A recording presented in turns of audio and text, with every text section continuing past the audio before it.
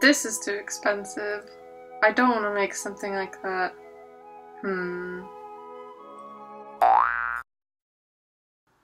This is better. So I'm gonna start by copying my favorite bucket hat, which is inspired by a Stüssy cap. Trace the top circle, then the two pieces that go around it, make sure it all matches, and then the outer rim I also measured and made a paper pattern for it. Next step is to iron the fabric you want to use. I am using an old kimono that was stained here, making sure it's all flat when you cut it.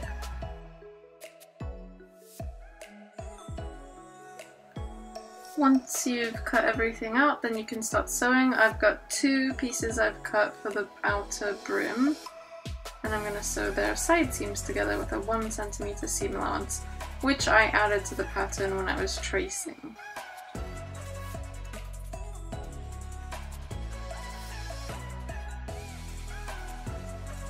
Then I do the same thing to the panels that go between the circle at the top and the brim.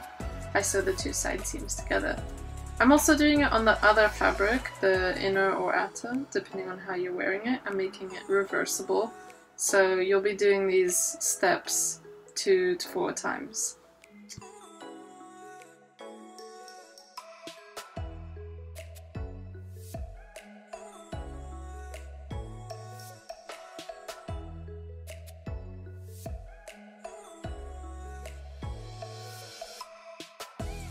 This next step is optional. I am top stitching the side seam so that the seam allowance is flat on both sides. So I'm going to do a stitch down and then come back up again.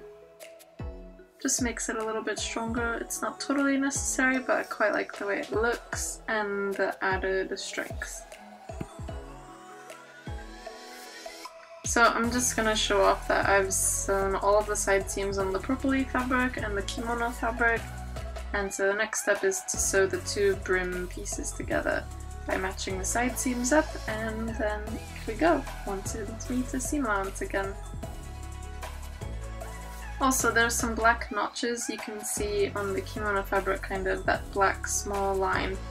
That is a mark I made on all of the patterns around the midway point of each pattern, so that it's easy to match up at 4 to 2 spots depending on the pattern.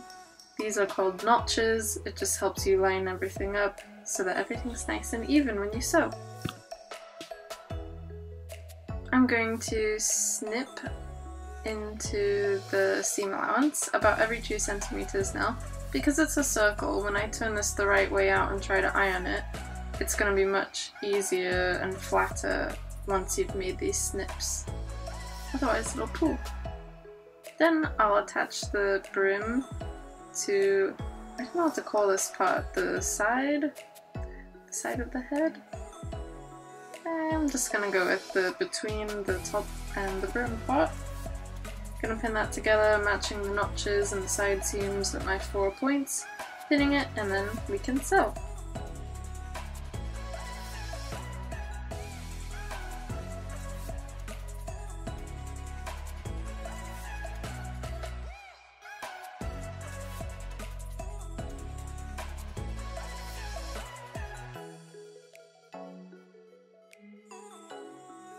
If you are sewing something like this, which is a circle, or like an armhole, anything that is like a big loop, you can take this part of your machine off, usually if it's a domestic machine, so it's easier to sew around. Or you could turn it inside out and it will sew better. Don't really know how to explain that without showing you, sorry, but I promise it works.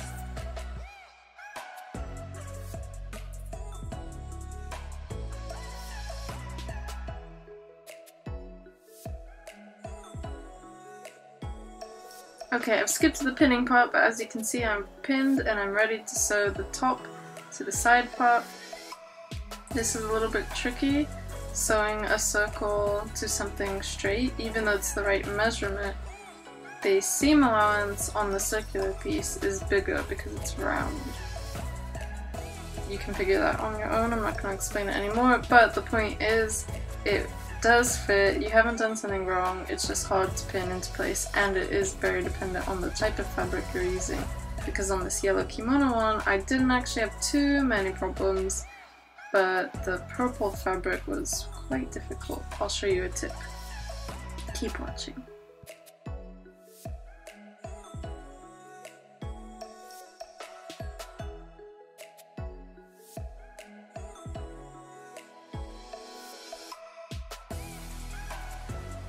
Okay, so the yellow kimono side is done, now the purple side. This one was hard, so I take the circular top piece first, get it in the machine by itself, and sew about 5mm away from the edge, so a little bit less than the 1 cm seam allowance. This is going to be a gathering stitch, so I'm using a longer stitch strength. Length. Okay, now I'm going to gather. I haven't done any reversing, by the way, when I was at the machine, just a straight stitch around, then I'll tie a knot on one side, and then pull the threads on the other side all the way around to gather it up. Like I said, the circular piece's seam allowance is bigger because it's round. So 1 centimeter away from the edge is the right side, but anywhere out from that is bigger, so it's hard to pin into place. So this gathering, to kind of make it a little bit smaller and fit in a bit easier, will help you a lot. This also works really well for armholes. If you've got a kind of nice fitted shoulder, you probably want to do this same technique.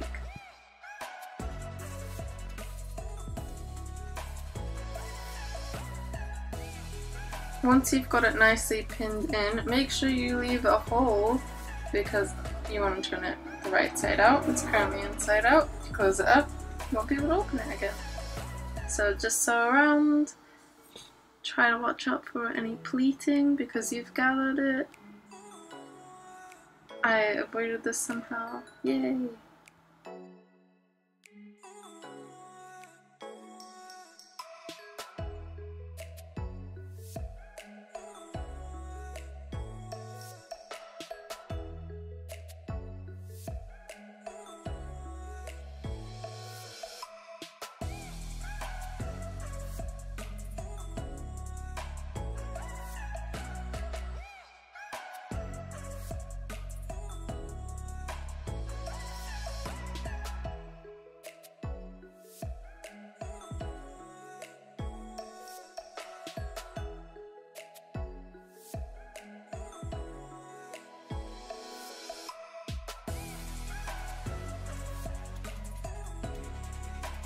The fun part, I'm going to put my hand in there and pull all the fabric out so that it's the right side out. Then we can move on to the final bits of top stitching. Yay! Now I'm going to grab this hole and pin it where I want it to be finished. So I'm gonna have to hand sew this. It's fine. Nothing wrong with a bit of hand sewing a hole closed.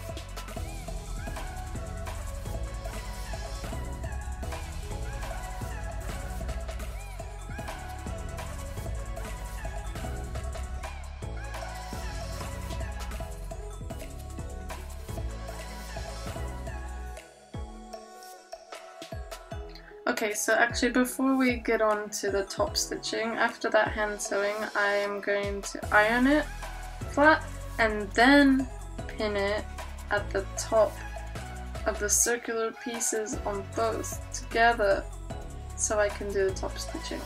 Does that make sense? I'm pinning the seams of the two top circle parts, purple and yellow, together. I'm putting the pins inside the seam, out through the other, making sure it matches on both sides. Lots of flipping under, over to check it's in the right place, and then top stitch it and hope for the best.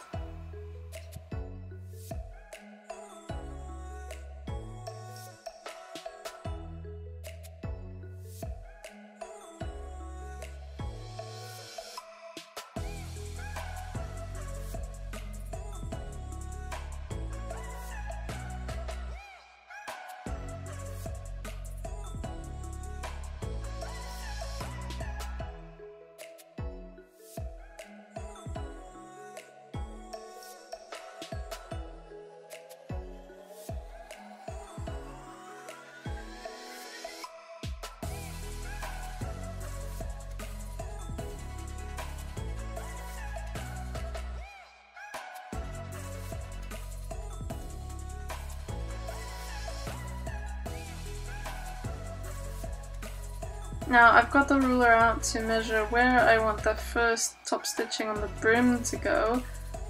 I decided to do about 7mm. This is because I measured the length of the brim, divided it by 7 or 8, 6, I can't remember now, but I divided it by the number of stitches I wanted plus 1 and was up.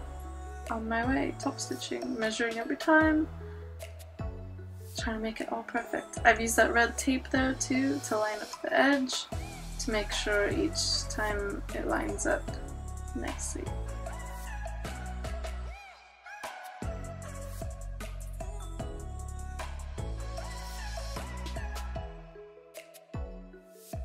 Got my Posca marker out to write re-ceremony on it. Posca marker is really great for drawing on stuff. I didn't want to put a tag on here because it's reversible, right? So I just decided to write our name instead. And here it is. The purple side, looking nice. Looking a bit 50s, 60s, cool.